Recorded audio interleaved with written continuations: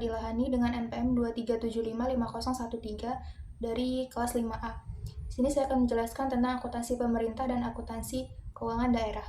Akuntansi pemerintah adalah kegiatan jasa dalam menyediakan informasi kuantitatif, terutama bersifat keuangan dari entitas pemerintah, untuk pengambilan keputusan ekonomi dari pihak-pihak berkepentingan atas berbagai tindakan.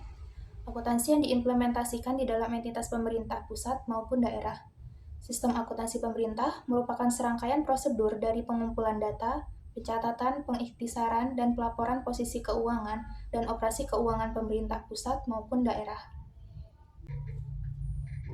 Selanjutnya adalah peranan laporan keuangan daerah. Yang pertama, laporan keuangan daerah menyediakan info yang relevan mengenai posisi keuangan dan seluruh transaksi yang dilakukan oleh pemerintah daerah selama satu periode pelaporan. Yang kedua, membandingkan realisasi pendapatan dan belanja dengan anggaran yang telah ditetapkan, menilai kondisi keuangan, serta menilai efektivitas dan efisiensi pemerintah daerah. Yang ketiga adalah akuntabilitas, yaitu sebagai bentuk pertanggungjawaban dari pengelolaan keuangan pemerintah daerah. Yang keempat itu ada manajemen. Laporan keuangan daerah membantu manajemen pemerintah dalam mengambil keputusan. Yang terakhir ada keseimbangan generasi.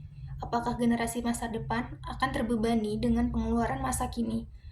Itu bisa dilihat dalam laporan keuangan. Yang selanjutnya yaitu pengguna dan kebutuhan informasi laporan keuangan daerah. Ada masyarakat, wakil rakyat, lembaga pengawas seperti BPKP, dan lembaga pemeriksa seperti BPK. Selanjutnya ada pihak yang memberi atau berperan dalam proses donasi, investasi, dan pinjaman, dan yang terakhir adalah pemerintah. Selanjutnya yaitu entitas akuntansi dan entitas pelaporan.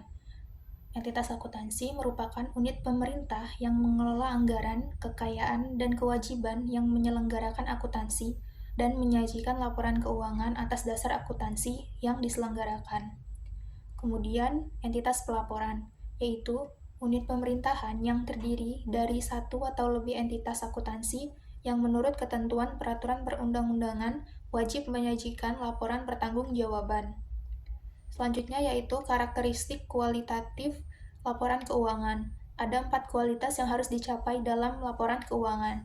Yang pertama yaitu relevan. Laporan keuangan mempunyai manfaat umpan balik, prediktif, tepat waktu, dan lengkap. 2. Andal. Laporan keuangan harus disajikan dengan jujur, dapat diverifikasi, dan netralitas. Kemudian dapat dibandingkan dengan tahun-tahun sebelumnya sehingga bisa menarik kesimpulan yang tepat. Dan yang terakhir, dapat dipahami oleh penggunanya. Dalam akuntansi pemerintahan, menggunakan 2 basis akuntansi yaitu basis kas dan basis akrual. Basis kas untuk mencatat laporan realisasi anggaran dan basis akrual untuk memenuhi pelaporan operasional. Setiap transaksi yang melibatkan kas masuk atau kas keluar di pemerintahan daerah dicatat 2 kali atau 2 jurnal. Selanjutnya, dalam laporan keuangan daerah, ada 7 yang wajib terbit setiap akhir tahun. Yang pertama yaitu laporan realisasi anggaran dengan basis kas. Jumlah pendapatan yang diterima oleh pemerintah daerah dikurangi dengan jumlah belanja dan jumlah transfer oleh pemerintah daerah yang akan menjadi surplus atau defisit, kemudian akan ditambah oleh penerimaan pembiayaan yang dikurangi pengeluaran pembiayaan yang akan menjadi sisa lebih pembiayaan anggaran. Selanjutnya ada laporan perubahan saldo anggaran lebih. Dan selanjutnya ada laporan operasional yang berbasis akrual. Terkait kas akan ada jurnal laporan realisasi anggaran dan jurnal laporan operasional. Pendapatan dikurangi beban akan menjadi surplus dan defisit.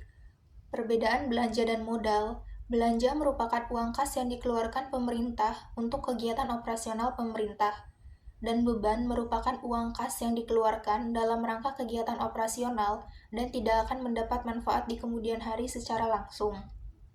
Selanjutnya adalah laporan perubahan ekuitas, yang berisi ekuitas awal koreksi penyajian ditambah surplus atau dikurangi defisit laporan operasional akan menjadi ekuitas akhir.